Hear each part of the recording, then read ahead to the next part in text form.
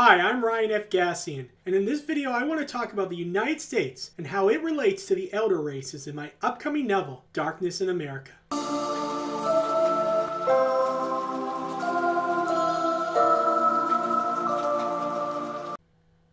The elder races.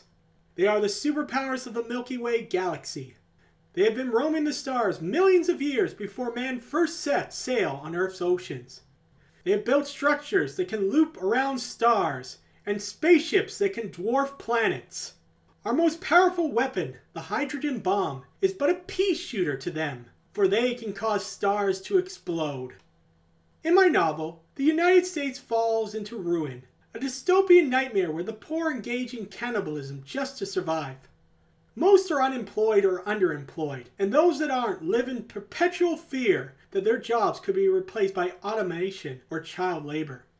Man is partly to blame for America's downfall, but ultimately the fault lies on these beings from the stars.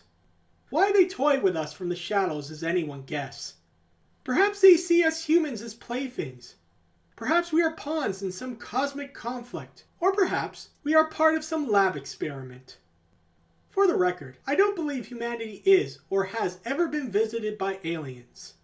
Frankly, I doubt there are any civilizations out there as advanced as my elder races. We would have seen signs of them if there were. For example, scientists expect that a Type 3 civilization, better known in my universe as an elder race, would harness all the energy in their galaxy by constructing Dyson spheres around every star. According to the laws of thermodynamics, this energy would be converted into waste heat, which our telescopes, as primitive as they may be, would be able to detect. A group of researchers at Pennsylvania State University even went looking for this, but found nothing that couldn't be explained by natural phenomena. There are three likely explanations for this. 1. We humans are among the first civilizations in the universe. 2. There is a technological ceiling that prevents races from advancing to this point. Or 3. Every race has died out before reaching this level. The latter is called the Great Filter, and it concerns me. Because if it's true, does that mean humanity is headed towards oblivion? Are we destined to destroy ourselves through nuclear war, global warming, or by inventing AI? I don't believe man has been visited by aliens, but I do believe that the dystopian America depicted in my novel could become a reality. An America that threatens to drive humanity to extinction. The three elder races in my story represent the three aspects that define American culture. One is good, one is neutral, and one gives me pause and makes me wonder if America is man's great filter. The Zelturians, also known as the Lords of Time, are the oldest of the old, wise beyond measure, compassionate and understanding. They shepherd the other elder races before going into seclusion 1.5 million years ago. They are the standard by which all races are judged, by which all races aspire to become, even the other elder races, though they might not admit it. The Zelturians represent the promise that is America, or what Ronald Reagan called a shining city on the hill. The United States was the first modern democracy. It fought a civil war to free its slaves.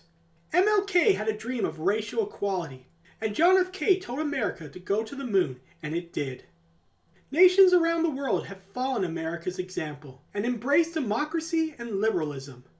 We have adopted your culture. We dress in your brands and watch movies made by Hollywood.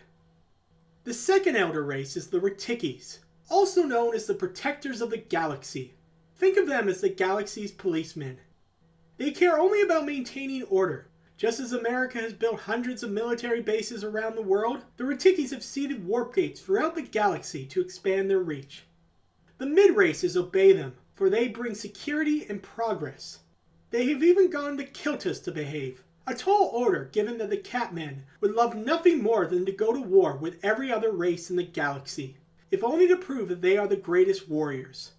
Yet the Retikis are also arrogant and closed-minded. There is a saying, Retikis believe light shines from their butt cracks. Gork propaganda, they would call it. But this highlights the fact that the Retikis do not lead by example, but through power. Do what I say, not what I do. Children should be seen, not heard. The Retikis will often compromise on their principles, if it means ensuring stability. For example, They encourage the Kiltas to fight amongst themselves every 10 years so they won't attack their neighbors. The Ratikis represent American exceptionalism. The Americans are convinced that they must be the world's policemen, but never ask, what gives us the right to police the world? Of course, we are better off if the Americans are in charge, just as the galaxy is better off with the Ratikis at the helm. The problem is that such thinking is a double-edged sword. America is democracy's greatest champion, but it will also compromise on its principles to maintain order. Like the Ratikis, America will support questionable leaders, the Saudis coming first to mind, just to ensure the stability in a region. Never once do they ask how this makes them any better than the Iranians or the Soviets. The 1973 Chilean coup d'etat is another example. The people of Chile had elected Salvador Allende as their president. Henry Kissinger, U.S. President Richard Nixon's national security advisor at the time, was mortified and quoted as saying, "I don't see why we need to stand by and watch a country go communist due to the irresponsibility of its people. The issues are much too important for the Chilean voters to be left to decide for themselves."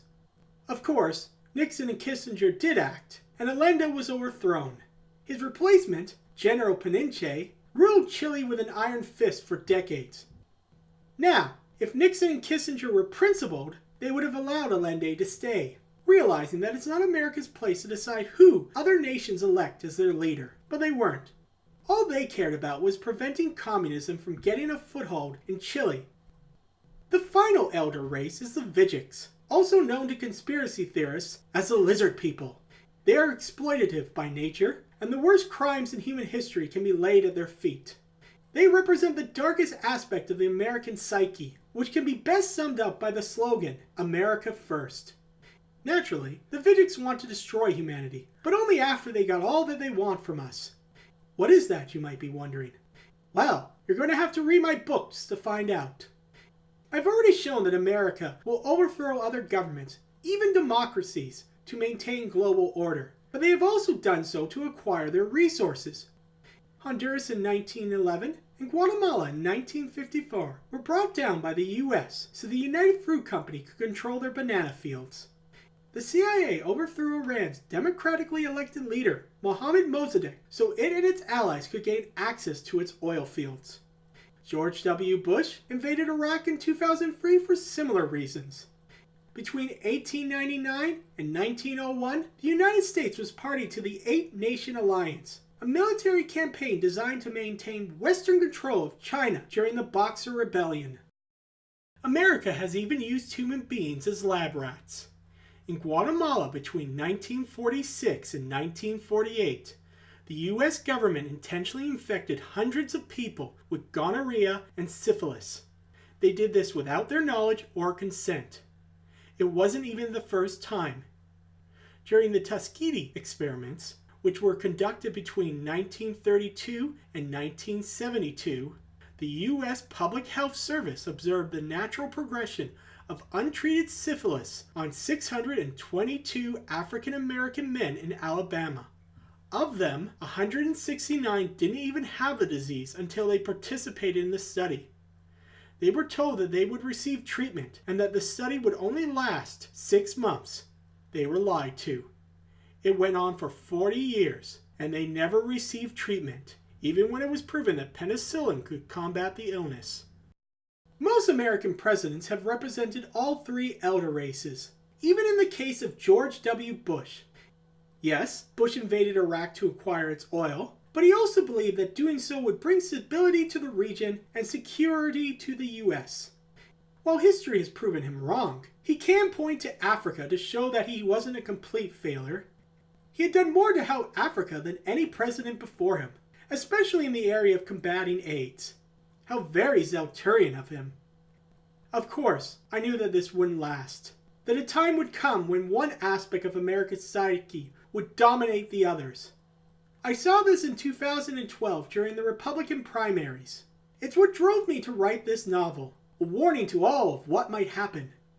What I didn't realize was how quickly this change would come about. On November 8, 2016, just 4 years after I started writing my book, my worst fears came reality.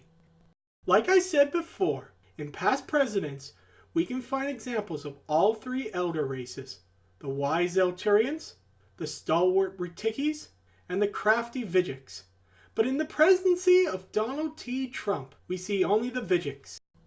Trump may lack Cameron Mazda's brilliance or his cruelty, but he is just as amoral, driven solely by greed and a desire to get back at those he believes who have wronged him. His actions, whether it's calling legitimate news media like CNN, MSNBC, or the Washington Post fake news, demonizing minorities, attacking companies like Amazon, or using the office of the presidency to personally enrich himself, he is undermining the democratic norms and institutions that made America exceptional. Now, to be fair, America's institutions have been under assault for some time.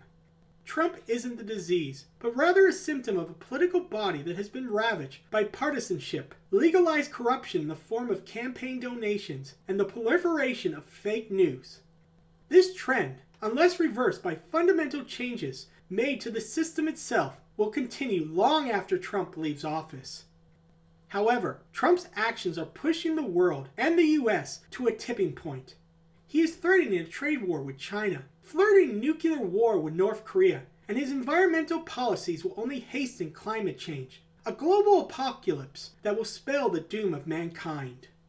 Our universe is 13.4 billion years old, and human history accounts for only 10,000 of those years. There has been more than enough time for several races to advance to the level of the Zelturians or the Vigics, but all signs indicate that none have.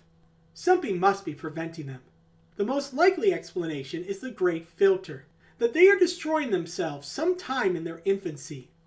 And when I watch Trump speak at a campaign rally, and when I see his supporters holding up an American First sign, a dread befalls me, for I realize that the Great Filter is staring back at me. Thank you for listening, and please help my channel by liking this video and subscribing. Oh, and visit my website at www.darknessinamerica.com to read my short stories about a future United States where people live in fear of inquisitors, telepathic assassins who police the populace for thought crimes.